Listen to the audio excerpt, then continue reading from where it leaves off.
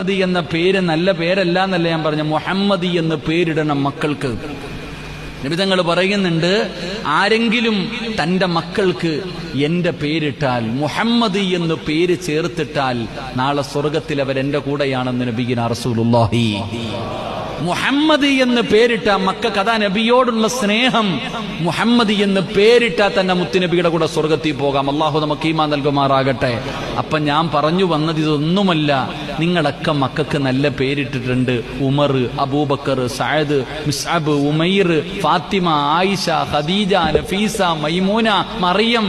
അൽഹംദുലില്ലാ, മനോഹരമായ പേര് എല്ലാരും വിട്ടിട്ടുണ്ട്. ഒരു വാപ്പ തന്റെ മകന് പേരിട്ടിരിക്കുകയാ മുഹമ്മദ് ഹസൻ. ഏറ്റവും മനോഹരമായ പേരാ. പക്ഷേ നിങ്ങളിൽ എത്ര പേരാ നിങ്ങളുടെ മക്കളുടെ പേര് വിളിക്കുന്നേ? മക്കളുടെ പേര് വിളിക്കുന്ന എത്ര വാപ്പമാരുണ്ട് നെളിഞ്ഞിരിക്കുന്നല്ലോ. എടാ മുഹമ്മദ് ഹസനെ എന്ന് വാപ്പ തന്റെ മകന് പേര് വെച്ചിട്ട് വാപ്പ വിളിക്കുന്നത് മോനെ അക്കുവേ, മോനെ കുക്കുവേ. ചുമ്മാതല്ല പെണ്ണെ അവൻ നിന്നെ പെടലിക്ക് തരുന്നത്. എടാ എവിടെയെങ്കിലും കിടന്ന ഈ അക്കു എന്ന് പറഞ്ഞാല് ബാലരമയ്ക്കകത്തം കണ്ടുള്ള ഒരു ചെറിയ എന്തിന്റെ പേര് അക്കു അല്ലേ? ചുമ്മാതല്ല അവൻ നിന്നെ. അള്ളാഹു കാക്കട്ടെ, ഞാൻ ഇവിടെ ഒന്നും പറയണില്ല. അള്ളാഹു ഈമാൻ നൽകുമാറാകട്ടെ. ഒരു വാപ്പ, ഒരു ഉമ്മ തന്റെ മകന് ദ്വാ ചെയ്യുന്നതിനേക്കാളും ലോകത്ത് വേറെ ആര് ദ്വാ ചെയ്താലും കേൾക്കോ? എന്റെ വാപ്പ എനിക്കിട്ട പേര് സിറാജുദ്ദീൻ, ദീനിന്റെ വിളക്ക്.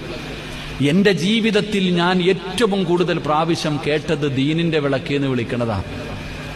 കോടാനുകോടി പേരെന്നെ വിളിച്ചിട്ടുണ്ട് ദീനിന്റെ വിളക്കേ, ദീനിന്റെ വിളക്കേ എന്ന്. അള്ള ഇഷ്ടപ്പെട്ട ഏതോ ഒരു നല്ല മനുഷ്യൻ എന്നെ ദീനിന്റെ വിളക്കേ എന്ന് വിളിച്ചത് കൊണ്ടാണ് ഇന്ന് നിങ്ങളുടെ മുന്നിൽ ഞാൻ വിരിക്കുന്നത്. അല്ലാതെ ഞാൻ ആലിമൊന്നും ആയിട്ടില്ല, ഞാൻ വലിയ മഹാനൊന്നും ആയിട്ടല്ല.